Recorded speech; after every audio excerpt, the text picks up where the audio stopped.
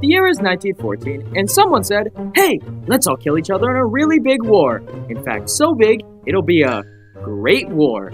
And everyone enthusiastically agreed, except for the United States. Their response to the outbreak of war was pretty much, how about we don't get involved with that? So America sat on the sidelines and everyone respected their decision to stay neutral. Except wait, no they didn't! So you see, Germany had this thing called unrestricted submarine warfare. Basically what that meant is if you were suspected of having anything to do with supplying the Allies, they'd sink you.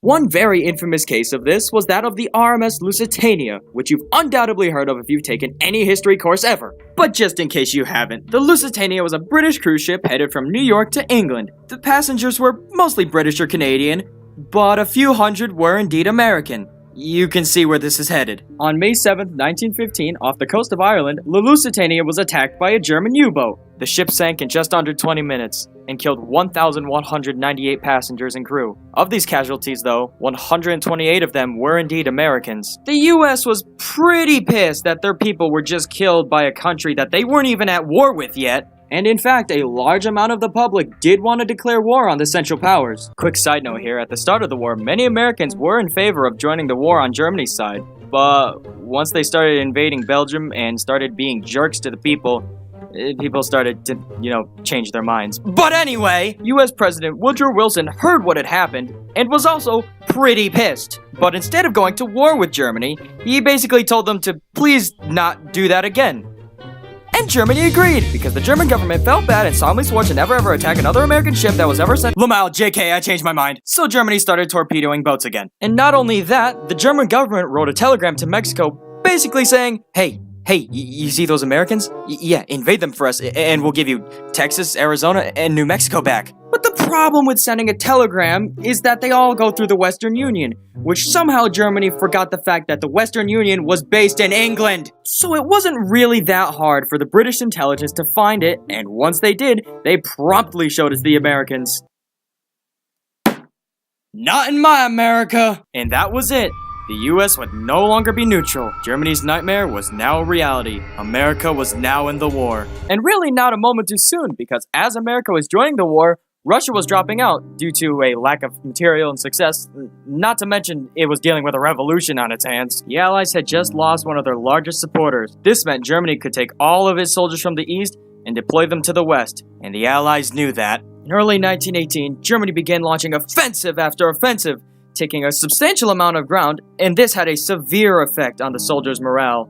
If only something or someone would help them turn the tide of war in their favor. Perhaps a nation with a strong army. Maybe with a flag that's red, white, and, blue? Well, luck was on their side because they'd get exactly what they wished for. That's right, North Korea had come to the rescue. The Americans had arrived. A lot of Americans. Now, for the last 3 years the war had been raging, America had seen what trench warfare was like and equipped some of their troops with a new feared weapon, the combat shotgun. The most common of these combat shotguns to be issued was the M1897 trench gun and Winchester M1912, but others did exist such as the Remington Model 10 and Browning Auto 5. Now, if you don't know how a shotgun works, then it sucks to suck, cause I'm not telling you. Sorry, that was mean. I'll explain it. Basically, instead of shooting one projectile at a time, shotguns utilize something known as shot, which is multiple smaller projectiles inside of a shotgun shell. And because the barrel isn't rifled, the moment that the projectiles leave the barrel, they spread out in a wide area, and you can imagine how devastating that can be in the close quarters of a trench. Long story short, it was very effective. So effective, in fact, that it gained protest from the German government, stating that the use of shotguns in war was inhumane and caused unnecessary suffering. Kind of funny how a country that's literally using flamethrowers and chemical agents is calling someone else cruel for just using a shotgun, but whatever. The US response was pretty much just, no.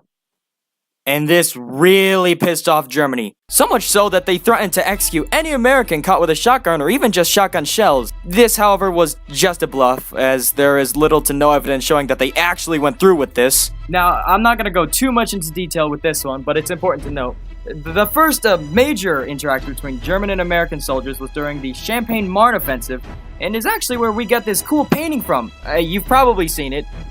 If you've seen any World War I bang, you've You've probably seen this one, but on October 2nd to October 8th, 1918, a battalion of around 554 Americans became trapped behind German lines. This event would become known as the Lost Battalion. Even got a movie made about it. It's alright, I mean, you can go watch it. It's pretty good.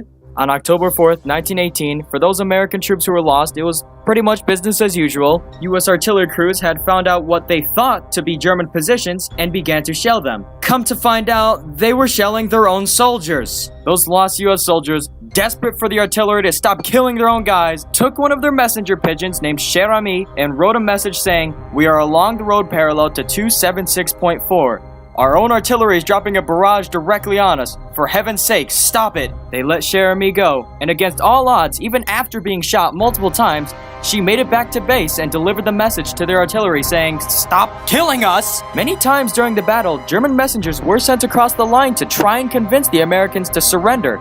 The American response was usually just, "No." Those lost U.S. troops would fight against the Germans for nearly a week before, on October 8th, 1918, a relief force finally reached them.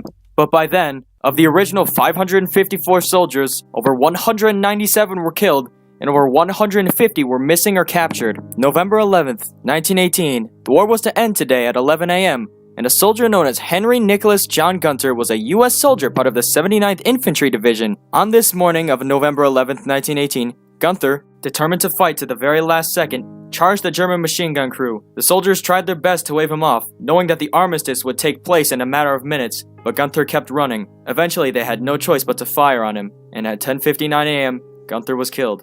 Just seconds later, alarms, whistles, and church bells rang out signaling the end of the Great War. Henry Gunther was the last soldier to die in this war to end all wars.